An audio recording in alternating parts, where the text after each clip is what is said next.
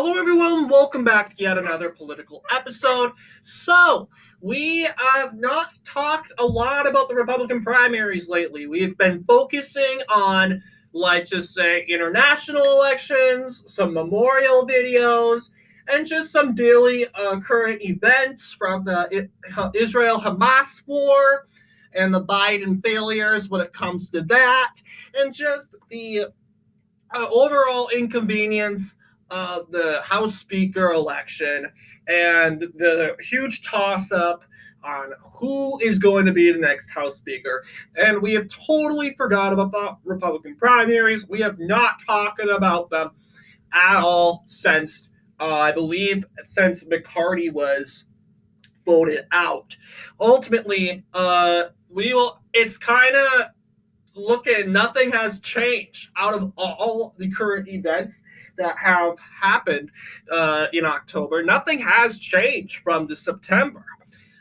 We take a look at our map here. It suggests the same results: Missouri for DeSantis, along with Alabama. So yeah, and Trump is still very strong and polling pretty good, and as he is continuing going up to on the rise. DeSantis is technically on 8 digits. So I want to take a look at the official polls and see which candidate I would say better has the chance, other than Trump, of getting the nomination. Some say, oh, DeSantis, and others say Vivek. But the thing is, Vivek isn't a politician. He's a dark horse candidate. A lot of people say, oh, it doesn't really matter if you're a politician. True, and that's very true. Because Trump wasn't a politician in 2016, and he won the whole nomination, beating senators and governors, very well known.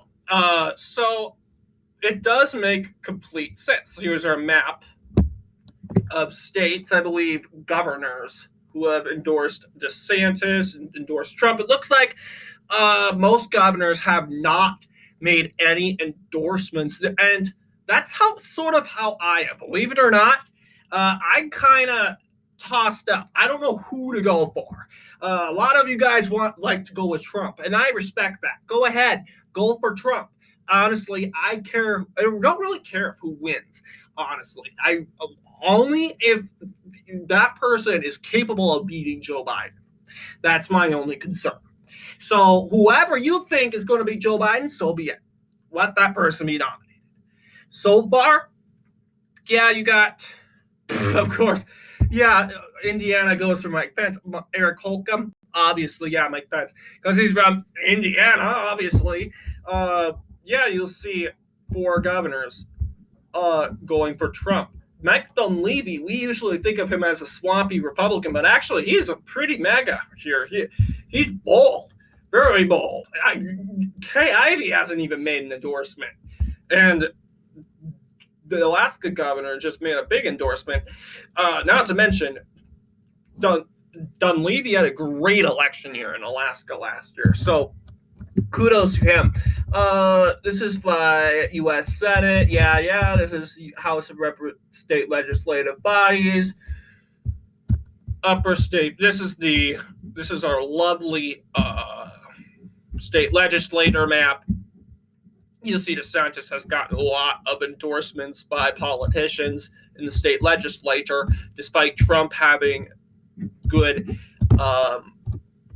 advantage in the polls. Yeah, it looks like this is August of 2023. This is where the polls are now, it looks like. Trump all the way on the top. He is above 60%, while DeSantis is resting right below in the teens. Red Eagle Politics suggests that Ron DeSantis is at 8%. However, most polls show Ron DeSantis just below 20%, around 15%. Some say the point is that Ron DeSantis is double digits below Donald Trump in the polls. Very low. It doesn't look like he's going to get in. But yeah, this is how it's looked like. Yeah, Ramaswamy is in 3rd place, it looks like. Where's Haley? Yes, Haley is in orange. Haley, Pence are coming. They're kind of having a duel. Um, Hutchinson's on the way bottom. He's a boring candidate. I honestly wouldn't be so excited if he got the nomination. He's pretty boring. Uh yeah, Scott is just below Hutch. He might bow out of this contest. Crispy. Okay. Crispy Crips as kind of battling kind of down there with Scott. While Haley is above Christie. Above Haley is Ramaswamy. I mean, I don't know. Pence. Yeah, Haley is just a little bit above Pence. But yeah, I probably would kind of next time I do a video about the primaries, I would probably study that chart again and kind of put the percentages down. So this is what it's been looking like. So yes, presidential race altogether. Um, Before we end this video, I really want to talk about my thoughts on Trump bowing out of the third debate. I think it's stupid. I mean, I'm going to be completely honest with you. I will agree. Yeah, Red Eagle Politics says it's fine because he's up 60% of the polls. Well, true, but it's showing your voters that and your supporters that you aren't I think it kind of shows your supporters that you're kind of stuck up, to be honest. That you are kind of going out and saying, "Oh, I'm too good to debate you. I'm all the way up in the polls." This is someone. Okay, don't be someone who trusts the polls too much. Never be that person, because who knows?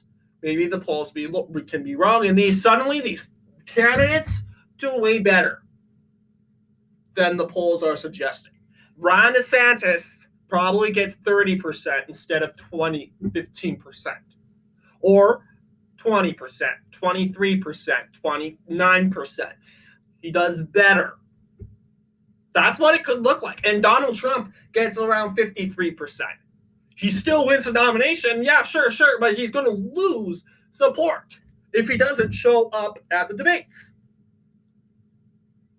Sure, the polls don't show him going down. And I don't think he will. But the real poll that matters is the primary polls starting in early 2024 when the primaries start. Those are the true polls. Those are the real polls. And that's the polls that count. That's the polls that matter.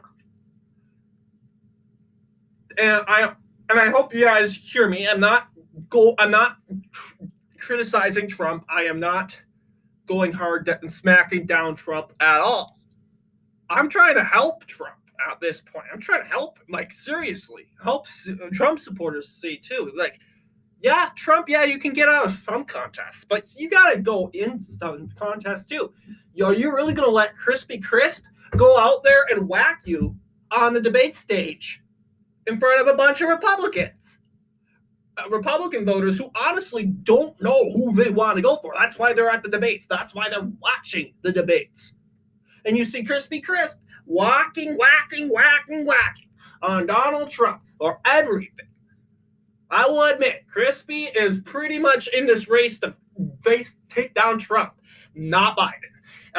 So, I mean, like, you're actually running against Trump. And if you beat Trump, congrats. Now you got to fight another guy. It doesn't really matter to me if Crispy beats Trump. I mean, seriously, if Crispy beats Biden, I mean, doesn't really matter. like seriously. So yeah, that's all I wanted to say. Thank you all for watching. As we're getting closer and closer. It is October 20th already. October 20th. A very eventful month. Probably the most eventful month of the year. Hang in there. We're almost done with this year, and 2024 is probably going to be the big year. It's going to be a dramatic year for sure. So buckle your seatbelts. Thank you all for watching. I'll see you guys in the next political episode.